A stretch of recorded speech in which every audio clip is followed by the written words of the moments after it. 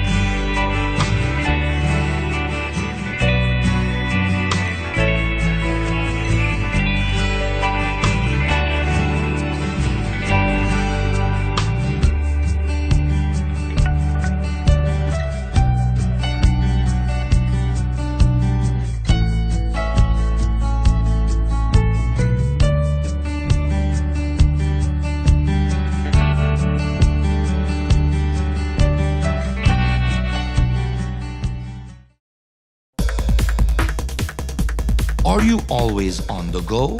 Tired of missing your favorite games while they're actually being played? Watch your games and sporting events live with Central TV and Internet's incredible MyTV. Simply log on to www.mitv.bz to get easy access to 25 channels, no matter where you are. With Central TV and Internet's MyTV, you're always in the game. The Belize Botanic Gardens shop, located at number 37 West Street in San Ignacio Town, offers a variety of plants and organic products for all your horticulture needs. Come check out our flowering and ornamental plants, different palm varieties, heliconias, and fruit tree seedlings, to name a few. The shop also has in stock organic fertilizers, and we carry a variety of natural personal care products such as soaps, lotions, and shampoos. We also sell local organic products such as cassava bread, cassava starch, and plantain flour. The Belize Botanic Gardens shop is open Tuesdays to Fridays from 9 a.m. to 4 p.m. and on Saturdays from 8 a.m. to 3 p.m. Call the Belize Botanic Gardens shop at telephone numbers 824-3101 or 671-3322, or come by number 37 West Street to purchase all your horticulture products today. Here now is the news in details. It's official. John Briceño is the leader of the opposition in the House of Representatives. Briceño, who was chosen as the leader of the People's United Party in a national convention 2 Sundays ago, was sworn in this morning as leader of the opposition by Governor General Sir Colville Young. Briceño succeeds Francis Fonseca as leader of the opposition, and this morning he took his oath of office from Sir Colville, surrounded by his family and friends, including one of the men who opposed him in the National Convention, Lake Independence Area Representative Cordell Hyde. In a short Facebook post following the swearing-in, Briceño said, and we quote, "The work has already begun. Thank you for the support." End of quote. The Special Envoy for Women and Children, Kim Simplice Barrow, has come out in support of women's full participation in sporting activities at all levels.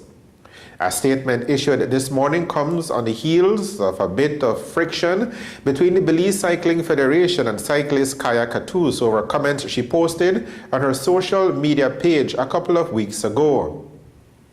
Katus had questioned whether or not women are being discriminated against in the upcoming Valentine's race because the men will have a multi-stage race spread over a couple of days, while the women would only have a one-day race. The Belize Cycling Federation wrote Ms. Katus a letter cautioning her to refrain from the public criticism or risk facing a fine or, in the extreme, suspension.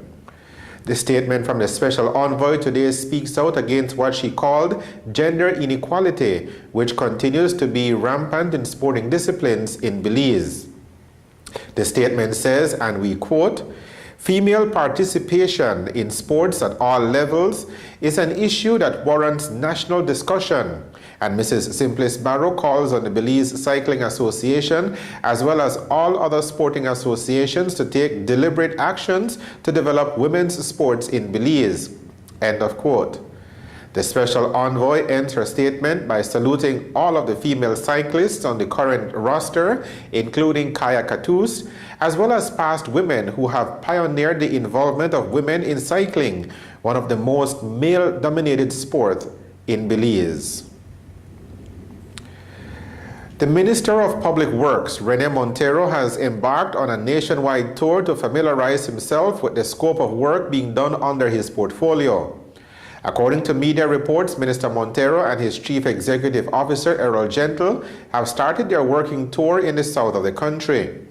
But by the time they reach the other end, they will have already been made aware of at least one issue that is of urgent concern for residents. That is, road conditions in rural areas.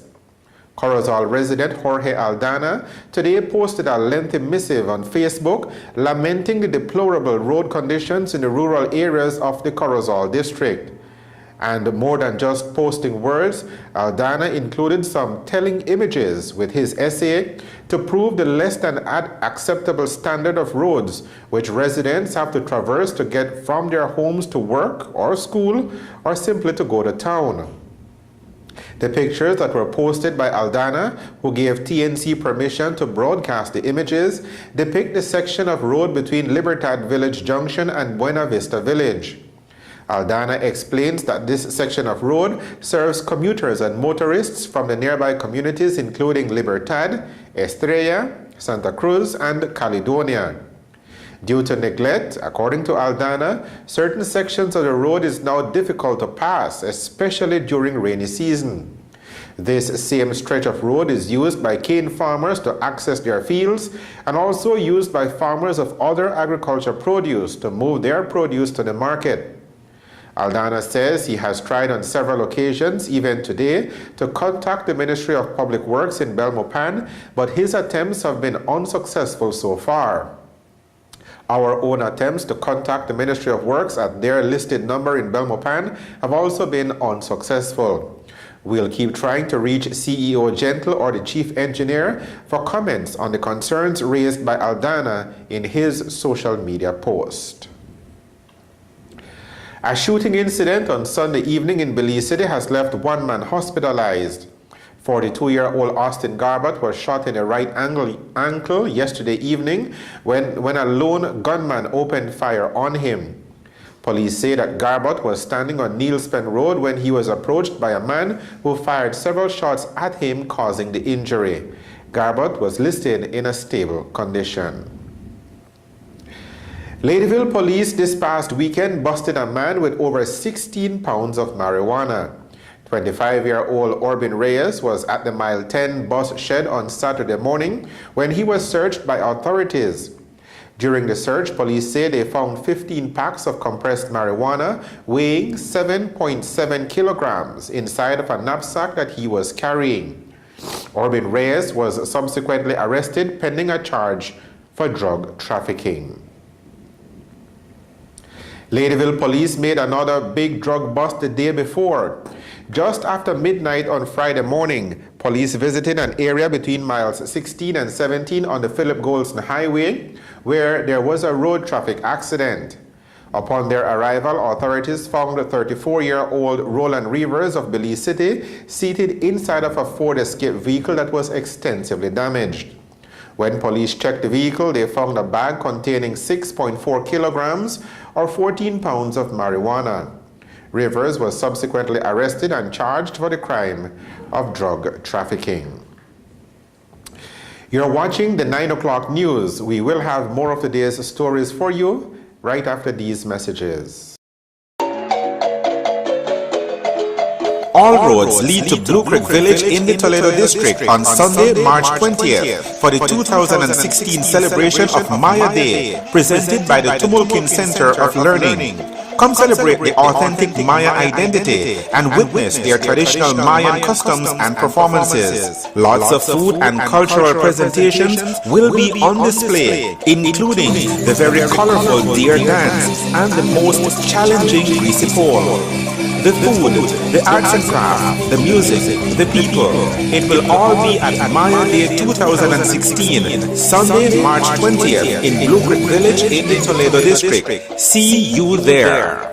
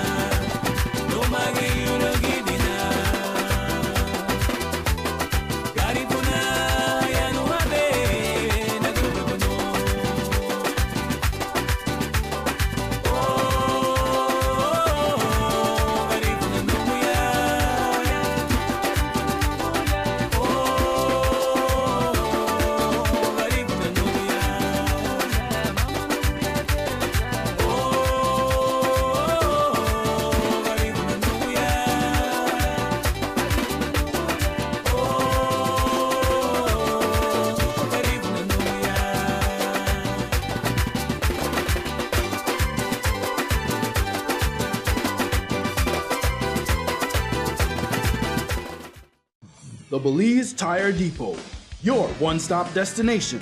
What you will find is a first-class selection of solid, dependable, quality products from the names you can trust. We carry a full line of urea and SureTech tools and equipment to meet every need, from light maintenance around the house to heavy-duty fieldwork.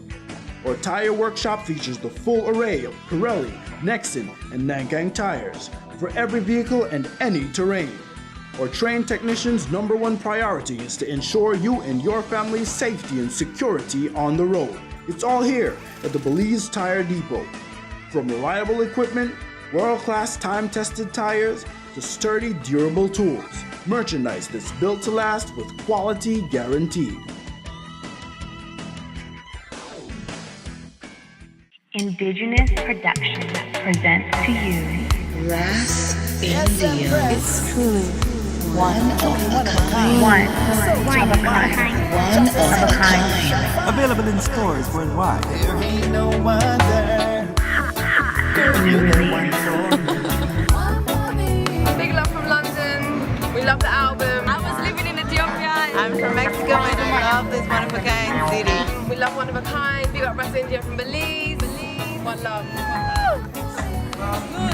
I like it. I'm here from Australia. Big up Ras India, One of a Kind. Woo, woo. I'm Angel. I'm from Canada, Alberta, and I love this new CD. 廣東話好音樂，本地製作，支持。Buy it now.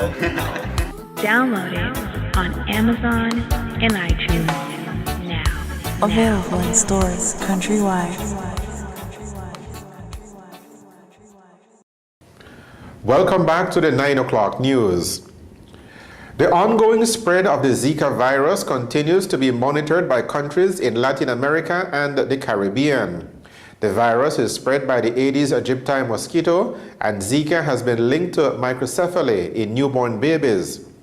Recently, the cable news network CNN spoke with a family in the United States that is raising 2 children suffering from the effects of the Zika virus. Here is their story. It seems the whole world now is finding out about microcephaly, but you and your family, you've been living with it now for what, about 15 years? Yes, that's correct. How difficult has it been? What are the challenges? The challenges have been actually many. We've dealt with everything from, cerebral palsy with the girls, seizure activity, feeding difficulties, food allergies. I could keep going. There's a lot of little struggles, but we have found ways to deal with those in a natural way, and the girls are actually thriving. She starts doing Yeah, when Claire was born, doctors told you what, she wouldn't make it past her first birthday? That's correct. That must have been awful to hear. This is your second child. You have Cal, who is 17 and has no problems. But obviously, when Claire was born and they told you that she had these issues, what was your reaction? It was very hard to deal with initially. We both, it's really hard to put into words. It was pretty soul-crushing for me. I remember feeling like I couldn't breathe. I remember my husband, Scott, was physically ill hearing the news. It was, I'm going to get emotional talking about it. It was just, okay. It was a very, very hard time for our family. I mean, obviously it's, nobody would wish this upon their kids by any means, but it was very crushing to begin with. But, I mean, you kind of roll with the punches. You kind of have to. You don't have many choices, so. One thing I've noticed is that Gwen and Scott, you guys, you have this blog and you post a lot of video. There's a lot of stuff on YouTube. And there was one clip which I saw that I'm going to play now, and I'm going to ask you about it on the other side. It's when Claire cried for the first time, and this is it. Okay.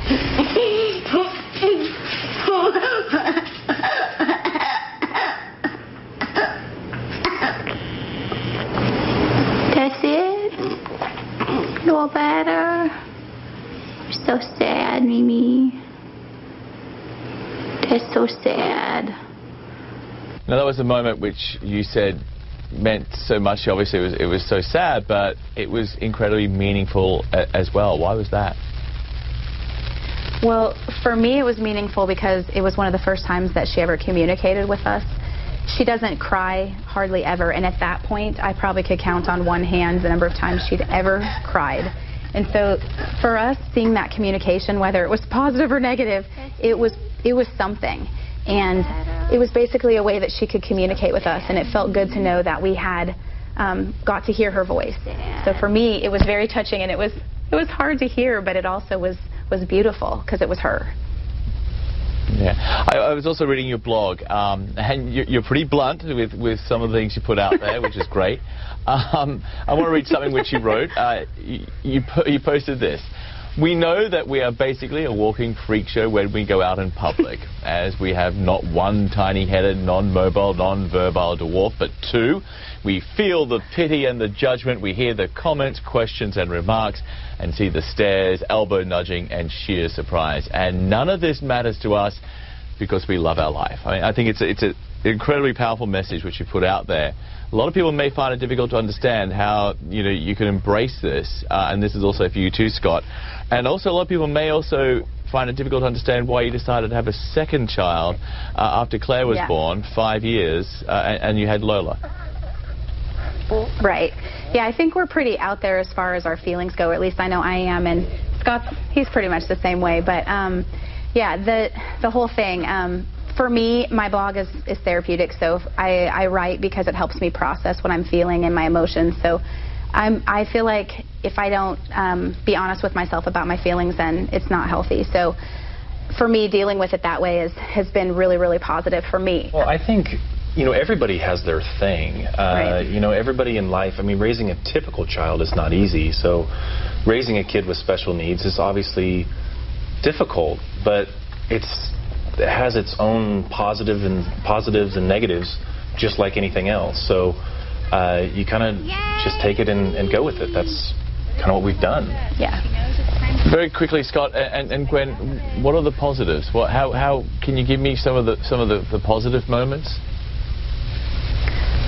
Specific moments. I guess for me lately, I've been seeing a lot of physical development with both girls, and that has been awesome. Claire has been working on standing and weight bearing through her legs, kneeling, tall kneeling, getting into a crawling position. She's been working with one arm on making choices so that she can communicate with us. With Lola, I've seen a lot of positive changes with her as far as her awareness, being able to interact a little bit more with her world. Her vision has been a huge improvement lately. If I have somebody come over that's new and I happen to pass her over, or it's time for physical therapy and she says, "Come here, Lola, it's your turn," and I pass her to her, she looks up to her face and she can actually see who's getting her now, and it's really cool to see her actually care about her surroundings. And so I've been really happy with that. Well, now everyone seems to be talking about microcephaly, and so maybe there'll be, you know, maybe a little more understanding out there, maybe not the stares and the nudges as we go forward. Thank you so much to all of you for coming in. It's been great to speak with you. Thanks for having us. Thank you so much. The Ministry of Health in Belize has organized a sensitization meeting for Tuesday in Belize City.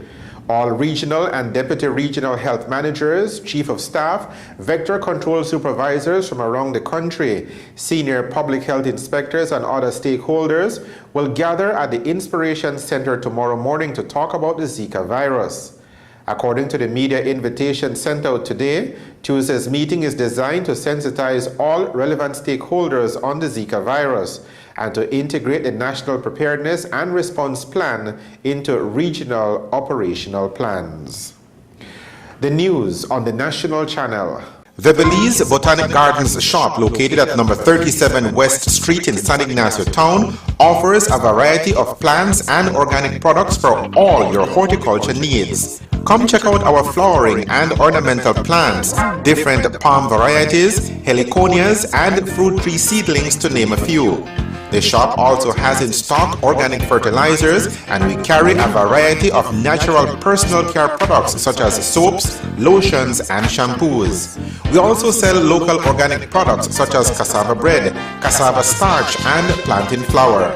The Belize Botanic Gardens shop is open Tuesdays to Fridays from 9 a.m. to 4 p.m. and on Saturdays from 8 a.m. to 3 p.m. Call the Belize Botanic Gardens shop at telephone numbers 824-3101 or 671-3322, or come by number 37 West Street to purchase all your horticulture products today. Are you always on the go? Tired of missing your favorite games while they're actually being played? Watch your games and sporting events live with Central TV and Internet's incredible MyTV. Simply log on to www.mitv.bz to get easy access to 25 channels, no matter where you are. With Central TV and Internet's MyTV, you're always in the game.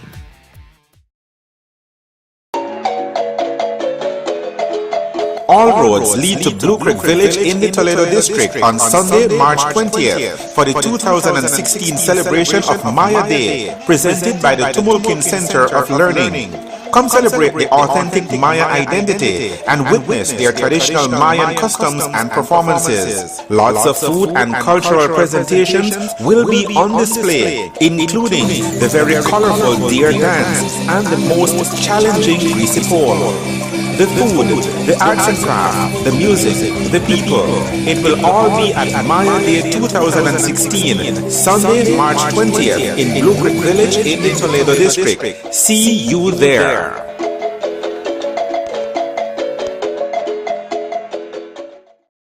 A high-pressure influence over our area is maintaining cool and relatively dry conditions at the start of the work week. The general forecast for Belize and her coastal waters is for variably cloudy skies and cool temperatures. Tonight will be clear and chilly. Winds over the open sea and along the coast will be northerly to northwesterly at 10 to 20 knots. The sea state will be choppy to moderate. Lower temperatures tonight will be 60 degrees Fahrenheit along the coast, 55 degrees Fahrenheit inland, and 50 degrees Fahrenheit up in the hills.